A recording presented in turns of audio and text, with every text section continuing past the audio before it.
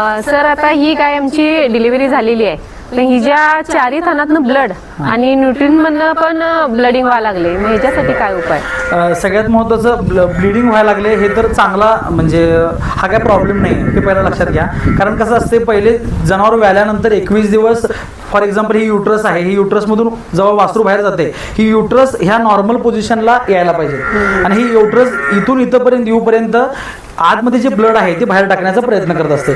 तर तुम्ही विचारणार की सर मग बाकीच्या काहीच पडत नाही, तर बऱ्याच वेळा असे सिस्टम असते की काही जनावरांचं आतल्या आत रक्त शोषून घेतलं जातं, अशा वेळी रक्त बाहेर येत नाही. पण एखाद्या जनावराचं ते बाहेर येत असताना रक्त बाहेर येऊ शकतं, त्याला काही तुम्ही घाबरायची गरज नाही आहे. हे काही इन्फेक्शनचं लक्षण 100% नाही आहे. मात्र तुम्ही जे सांगितलं बरं, ह्या व्यतिरिक्त जर काचासारखी घाण असेल तर ही काही अडचण नाही, पण जर पोवासारखी असेल तर 100% इन्फेक्शन असण्याची शक्यता असते, किंवा पिवळा असेल तरी पण इन्फेक्शन असण्याची शक्यता असते. अशा वेळी तुम्ही डॉक्टरांना बोलून म्हणजे इन्फेक्शन निघायसाठी औषध करू शकता, किंवा त्याला सकाळ संध्याकाळ मुळा घालू शकता.